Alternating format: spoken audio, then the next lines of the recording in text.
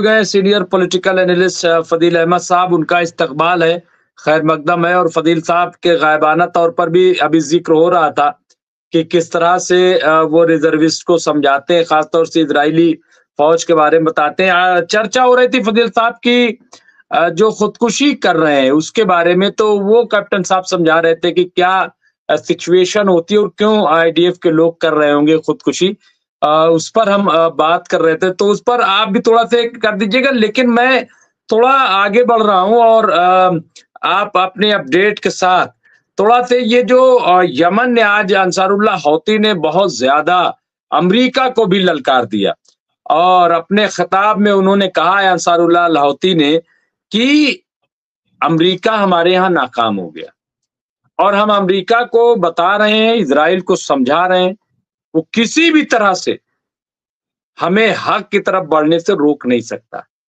ये जो उन्होंने और कहा है कि यूनुस चौड़वारा साहब ने भी उसको कोट किया है कि यमन के हूती का बयान, इज़राइल के लोगों को हम सोने नहीं देंगे जब तक गज़ा और फ़िलिस्तीन के को चैन से नहीं सो पाएँगे।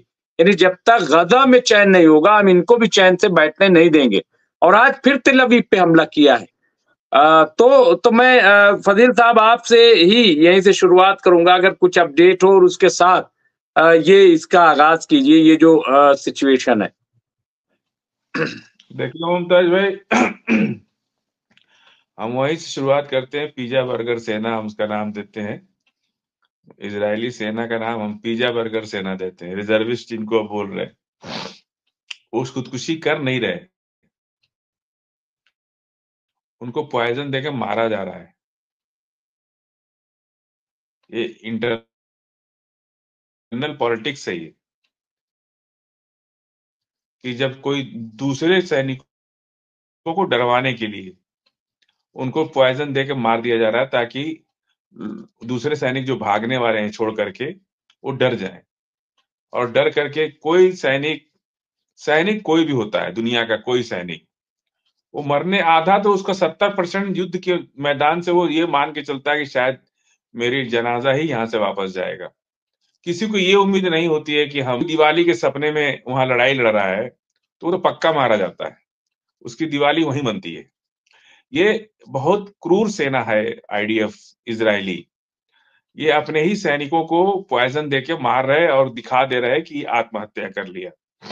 या आजकल तो कोई एक इंजेक्शन ही काफी है दिखा देने के लिए कि मर गए। बहुत सारे इंजेक्शन आते हैं जो आदमी की जान ले लेते हैं। तो ये तो है, चलिए अब उस पर हम क्या ज्यादा बात करें। और भारत में रिजर्व सेना जो है, रिजर्व सेना का कल्चर कैप्टन साहब हमारे देश में नहीं है।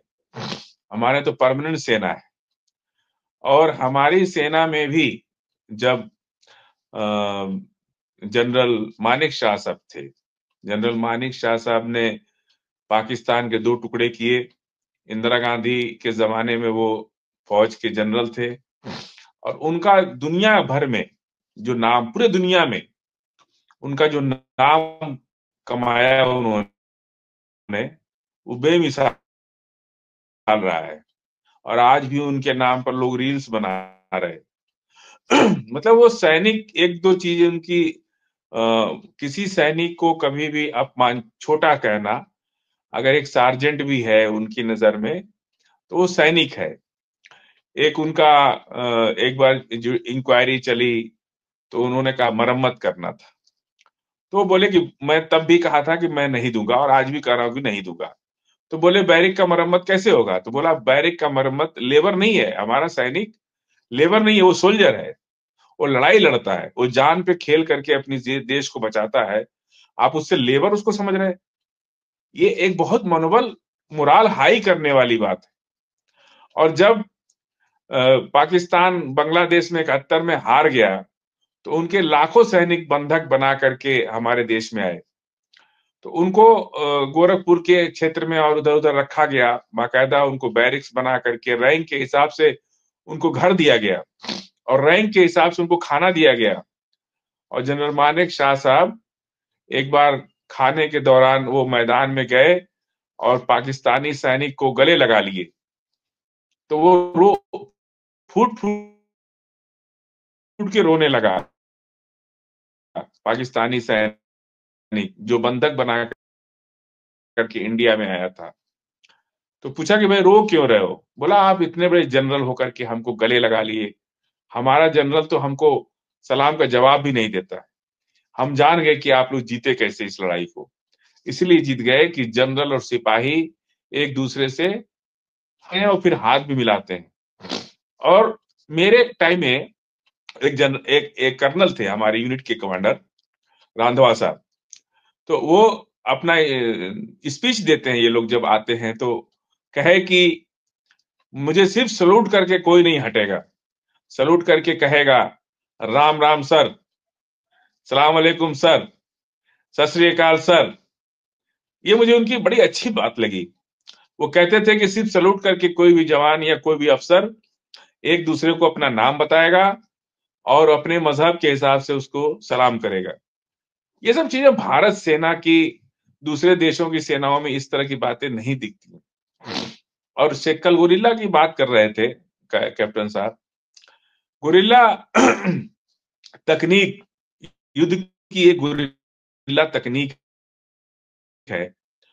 उस तकनीक का सबसे बड़ा मास्टर इन्वेंशन भारत है। आजाद हिंद फौज से ये शुरू हुई थी और नेताजी सुभाष चंद्र बोस के जमाने में वर्ल्ड वार जो हुई उसमें देश में गुरिल्ला तकनीक क्या है कि आप दुश्मन को 4-5 एरिया से घेर लीजिए। मतलब उसको ये लगे कि दिल्ली में दुश्मन है तो उधर पंजाब में उठा दीजिए, पंजाब जाए तो उसको लगे कि गाजियाबाद बगले में है। उसका ये गुरिल्ला तकनीक है कि दुश्मन को चारों तरफ से घेर के मार देना, या तो पकड़ लेना या मार देना। इसी तकनीक के चलते पाकिस्तान बांग्लादेश तो हमारा ही देश से सीख के गया है ना, वो तो पहले हमारा ही देश था। यहीं से उस सेना का भी बंटवारा हुआ, जमीन का भी बंटवारा हुआ, हथियारों का भी बंटवारा हुआ।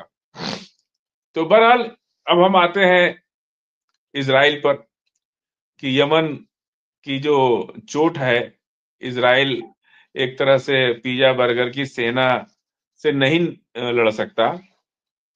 अब वो सरेंडर कर रहा है धीरे धीरे और ये दिखा रहा है कि हमारे सैनिक जा रहे हैं, सुसाइड कर रहे हैं। और जो सवाल किया आपने कि अपडेट्स का क्या है, तो ईरान ने अमेरिका ये सोच रहा, अमेरिका का दिमाग काम ही नहीं कर रहा है कि हम करें तो करें क्या। क्योंकि एक आदमी जो बहुत बड़ा पहलवान जिसके सामने कोई बोल ना पाए, अब उसको अपने सुरक्षा कर्मी भी डांटने लगे, तो उसको लगता है कि अब हमारी वैल्यू धीरे धीरे कम हो रही है। आज अमेरिका हमारे देश तक घुस, कैसे ये ट्रक जो है कैसे हमारे लोगों को रौंद दिया, कैसे इतनी हत्या, इतना बम यहां तक कैसे आ गया। कल मुमताज भाई ने कहा कि इंटेलिजेंस कमजोर है। देखिए जब जवाल का वक्त आता है ना मुमताज भाई, तो सब कुछ कमजोर हो जाता है। हर जालिम का अंत है, हर जुल्म का अंत है। सूरज निकला है तो डूबेगा भी। चांदनी रात अगर गई है तो अंधेरी रात के जाने का इंतजार कीजिए, चांदनी रात भी फिर आएगी। इस मकसद के साथ जो मिडिल ईस्ट के बेगुनाह लोग जो मारे जा रहे हैं, उनके साथ दुनिया खड़ी है। कोई मुसलमान नहीं बल्कि हर कौम के लोग खड़े हैं। वो लोग खड़े हैं जो अमेरिका की दादागिरी से या तो पस्त हैं या उनको उनकी दादागिरी अच्छी नहीं लगती। जी मुमताज भाई।